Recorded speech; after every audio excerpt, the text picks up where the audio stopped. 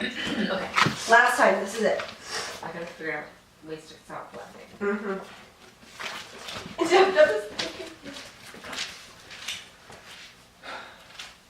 Thank you very much for coming tonight. One of the things I've noticed in my adult life is that it's been increasingly hard to maintain the level of physical activity that I did when I was a high school student. With college courses, a full-time job, my fiance is planning a wedding, as well as I just moved into a new house in a new town. It seems like it's impossible to hit the gym. Yeah, it seems to me that being a grown-up and growing up is all about being busy all the time. But where do you find time to take care of yourself? My mom, who's a physician, has always said, a body in motion stays in motion. Now with that in mind, I think we should all commit to walking just 2.5 hours a week. Something small, something easy. Now, according to the Center for Disease Control, physically active people, they tend to have a lower rate of obesity, heart disease, diabetes, stroke, and even some cancers. The CDC sets guidelines for physical activity. However, only 1 in 5 people meet those guidelines, which were set in 2008. Now, with that in mind, the people who do meet those guidelines, adults who meet the guidelines set in 2008, they tend to have a higher level of education. They tend to make more income than those who don't meet the guidelines. So wouldn't you say that it's quite possible that walking makes us more successful? According to health.gov, adults get most health benefits when they do 150 minutes of moderate intensity aerobic activity each week. Now, 150 minutes, that sounds like a lot. It's not. That's 2.5 hours per week, and it doesn't even need to be all at once. But Kyle, how can I fit that much exercise into my busy life? Well, there's a couple of really easy ways. I know a coworker of mine, she walks on her lunch. You could take your dog out for a walk in the morning and at night. You could walk around the office every couple of hours, just take a lap. That's something that my boss always suggests. Now, you don't need to walk for miles every day. Just 32 minutes on average each day. Not all at once, 5 minutes at a time, is all you need to make this 150 minute per week threshold.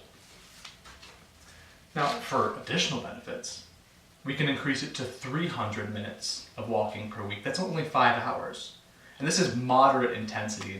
You're not going for a run, you're not going canoeing or whitewater rafting, you're just walking. Now, if you wanted to increase the intensity, say you want to go for a jog, let's just do it for 150 minutes. Again, just 2.5 hours of high intensity exercise per week is enough to reap higher benefits than just walking alone.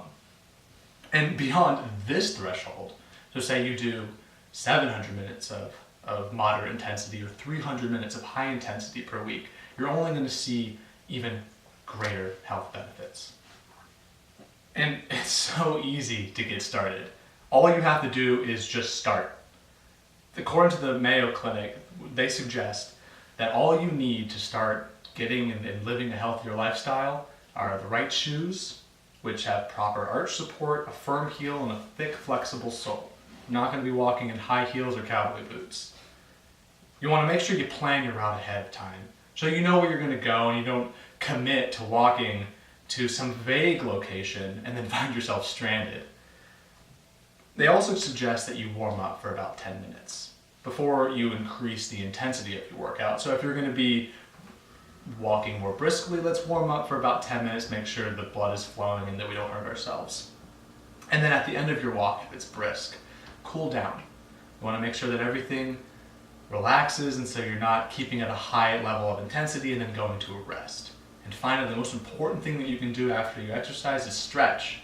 Stretch for just 15 minutes a day. It doesn't have to necessarily be right around exercise time, but maybe before you go to bed if you have trouble sleeping.